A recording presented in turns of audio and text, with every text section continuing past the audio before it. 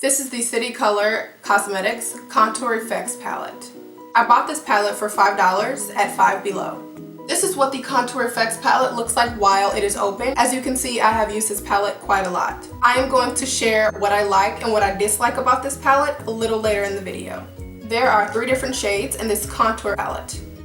There is the contouring shade, there's the bronzing shade, and lastly you have the highlighting shade. Also, opening up this palette, you see that there is a face chart and or guide for those who like to highlight, contour, and bronze traditionally. I like that the pans within this contour palette are pretty big. Usually pans are not this big when it comes to contouring, so I like that the pans in this contour palette are pretty great in size. There are both matte and shimmery shades in this product, so it's a little bit of everything for everyone.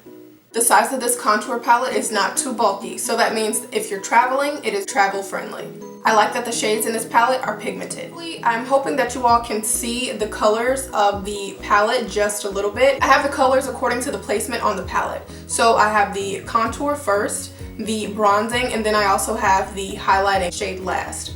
I'm hoping that you all are able to see the pigmentation of the shades. I like that this product is buildable. Now, with that being said, it is best to start off with a little and build your coverage to your desire, because the shades in this contour palette are very pigmented. So yes, the shades are very buildable. However, start off with a little and build up to your desired coverage. The shades in this contour palette are also blendable, which is really good. I noticed that when some contour palettes are pigmented, it is very difficult and or challenging to blend out the shades. This is not the case with the Contour Effects palette, and I like that. This product comes with instructions on how to highlight, bronze, and contour for those who really like a traditional highlight, bronze, and contour. Each and every skin tone, in my opinion, is able to work with at least one shade in this palette. If you are more on the fairer side, the bronzing shade might be for you to contour.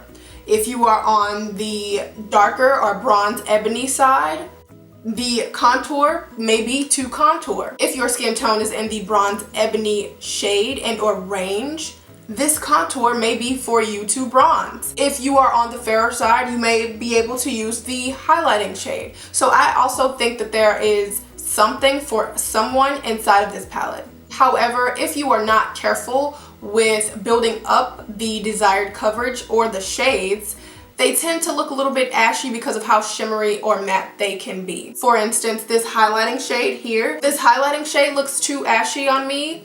However, again, I still think that there is something for everyone in this contour palette. The shades in the contour palettes have no name, which for me is a downside because I like to know the names of the shades that I'm using. This goes into a point that I have made previously. Due to how pigmented these shades are, if you are not careful when it comes to building up the shade, it can look unattractive and unpleasant.